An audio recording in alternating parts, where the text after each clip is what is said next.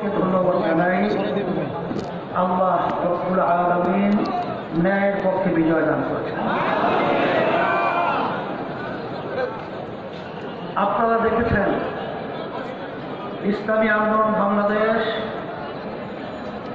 প্রতিষ্ঠিত হয়েছে, তার মূল লক্ষ্য উদ্দেশ্য হল ন্যায়ের পক্ষে, অন্যায়ের বিপক্ষে, ন্যায় প্রতিষ্ঠা, অন্যায় দূরীভূত করার লক্ষ্যে। আমাদের বাংলাদেশের ভবিষ্যৎ, আমাদের শিক্ষার্থীরা তাদের ন্যায্য একটা দাবি কোটা সংস্কার। এই দাবিটা অত্যন্ত ন্যায্য এবং যৌক্তিক, কিন্তু দুঃখের মধ্যে বলতে হয় আমরা কি দেখলাম, সেই দাবিকে একেবারে নিভিয়ে দেওয়ার জন্য আওয়ামী ফ্যাসিস্ট সরকার, খুনি সরকার আমার দেশের ভবিষ্যৎ, আমার শিক্ষার্থীদের উপরে নির্বিচারে ঠান্ডা মাথায় পাখির মতো গুলি করে তাদেরকে মাটিতে গুটিয়ে ফেলল। যখন এটা আমরা দেখেছি, তখন ইসলামী আন্দোলন বাংলাদেশ এবং তার সমস্ত সহযোগী সংগঠনগুলো আমরা আর একটু বসে থাকতে পারি না। তখন আমাদের বিবেককে আমরা ধরে রাখতে পারি না। আমাদের ঘুম এক পর্যায়ে নষ্ট হয়ে গেছে। যখন মা বলতেছিল আজকে কয়েকদিন পর্যন্ত আমার সন্তান আমাকে মা বলে ডাক দেয় না, এটা সহ্য করা যায় না। তখন একমাত্র রাজনৈতিক ব্যানার ইসলামী আন্দোলন বাংলাদেশ এত বড় কঠিন ঝুঁকি নিয়ে রাজপথে সর্বপ্রথম এই অন্যায়ের প্রতিবাদে, জালিমদের বিরুদ্ধে, খুনিদের বিরুদ্ধে, ছাত্রদের ন্যায্য দাবি অধিকার বাস্তবায়নের লক্ষ্যে ইসলামী আন্দোলন বাংলাদেশ সরাসরি উপস্থিত হয়ে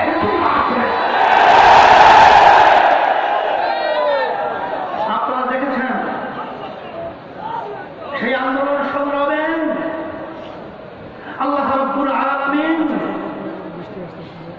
গ্রামের একটা কথা আছে, ফিরাউন কিন্তু বুঝে নেই যে নীল নদীর ভিতরে ডুবে পড়বে।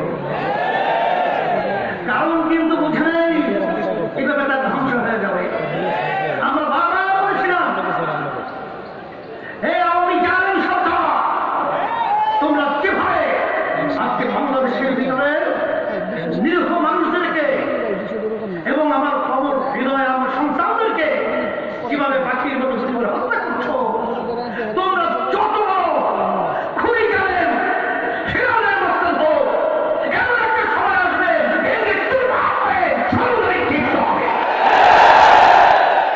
তাই আল্লাহ রাব্বুল আলামিন আমাদেরকে দেখালেন। এরকম একটা কথা আছে, পচা শামুকে পা কেটে যায়। এত ছোট্ট একটা ঘটনা, এর মাধ্যমে এই ফিরাউনের মস্তক এর মাধ্যমে আমি একটা আগাম বার্তা দিতে চাই যে বর্তমান যারা কেয়ারটেকার সরকার রয়েছেন, অন্তর্বর্তীকালীন সরকার রয়েছেন, আমরা আপনাদেরকে ধন্যবাদ জানাই, কিন্তু ইতিহাস ভুলবেন না। দেশের মানুষের আশা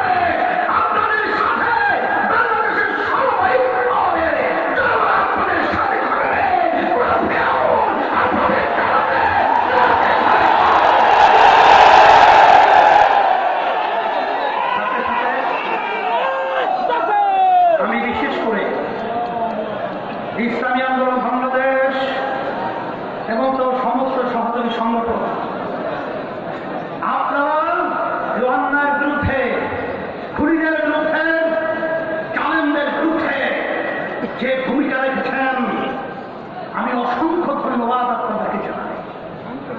আমি কল্পনা করতে পারি নাই যে আপনারা এভাবে স্বতঃস্ফূর্তভাবে অন্যায়কে প্রতিহত করার জন্য, খুনিদের বিরুদ্ধে, জালেমদের বিরুদ্ধে এরকম বুক পেতে খুলে নিয়ে আসিরের পক্ষে, ইসলামের পক্ষে অবস্থান নেবেন, এটা আমাদেরকে আশার আলো জাগিয়েছে। এই বাংলাদেশের মধ্যে অন্যায়কারীরা কখনোই এটা ঠাঁই পাবে না। সেই হিসাবে আমি বিশেষ করে বর্তমান সরকার সহ সকল উদাত্ত আহ্বান জানাবো, খুনিদেরকে চিহ্নিত করে বাংলার জমিনে মাটিতে বিচার করতে হবে। এই যেই সমস্ত জানেন, যেই সমস্ত দুর্নীতিবাজ, আমার রিক্সাওয়ালা ভাই, যারা রোডের ভিতরে রিক্সা চালিয়ে যাদের মাথার ঘাম পায়ে পড়েছিল, আমার খেলাধুলা ভাই, আমার শ্রমিক ভাইয়েরা, এই কষ্ট উপার্জিত যেই সম্পদ সরকারি ফান্ড জমা হয়েছিল, যারা এই সম্পদ টাকা লুট করেছে, বিদেশে ভ্যাগন পাড়া তৈরি করেছে, সুইস ব্যাংকে টাকা জমা রেখেছে, অচেনে ওদের টাকা খরচ করে সরকারি ফান্ডে জমার ব্যবস্থা করতে হবে। সাথে সাথে ওদেরকে এই বাংলার জমিনে বিচারের জন্য আমরা অপেক্ষায় রয়েছি। দুর্নীতিবাজদের বিচার হবে।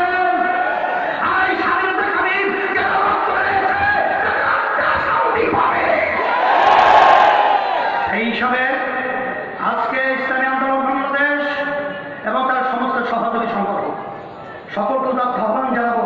ইতিমধ্যে দেশ আজকে সর্বদিক থেকে এলোমেলো অবস্থায়, আপনারা মন্দির ভাড়া দিয়েছেন, আপনারা রাস্তায় রাস্তায় গাড়ি জঞ্জাট যেন সৃষ্টি না হয় ট্রাফিকের ভূমিকা পালন করেছেন, আহত ভাইদের পাশে নিয়েছেন, আপনারা বিভিন্ন পর্যায়ে দায়িত্ব পালন করেছেন। ইসলামী আন্দোলন বাংলাদেশ তার পক্ষ থেকে আমি আমির হিসেবে আপনাদেরকে ধন্যবাদ জানাই। আল্লাহ আপনাদেরকে ঘুরিয়ে আখেরাতে যাদের খায় না যাদের অন্য যারা দায়িত্ব পালন করেছেন, কারণ সংখ্যালঘু ইসলাম পরিষ্কার বলেছেন তাদের জান, মাল, ইজ্জতের নিরাপত্তার দায়িত্ব আমাদের। কখনোই তাদের উপরে জুলুম করা যাবে না। এবং যারাই অন্যান্য ছাত্ররা এবং অন্যান্য সংগঠনের যারাই দায়িত্ব পালন করেছেন সবাইকে ধন্যবাদ জানাই।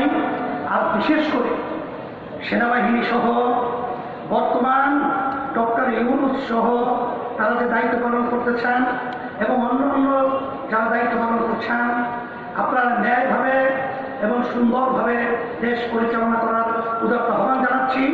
আর সাথে সাথে আমার ভাইরা তো বলেই গেছে, আমরা সুন্দর একটা বাংলাদেশ আপনাদের থেকে আশা করছি। আমরা সবাই একত্রিত হয়ে এই সুন্দর বাংলাদেশ দেখার আশায় আজকে আপনাদেরকে ধন্যবাদ জানিয়ে আজকে বক্তব্য শেষ করছি। আল্লাহুম্মা আমিন।